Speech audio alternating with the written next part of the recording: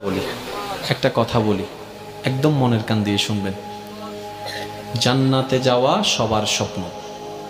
আছি আমরা সবাই দুনিয়ায়।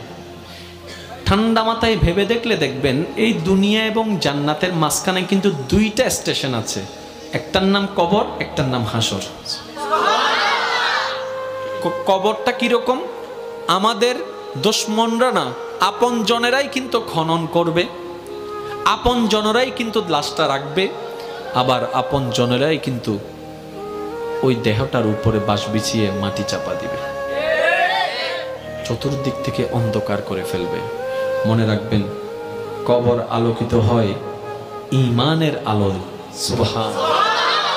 আর হাসর আলোকিত হবে আল্লাহর রহমতের সাথে আপনার আমলের আলোয়, সুবহানাল্লাহ। হাসর আলোকিত হবে আমলের গুণে, কবর আলোকিত হবে ঈমানের গুণে। আর ঈমানটা কানে থাকে না, মনে থাকে।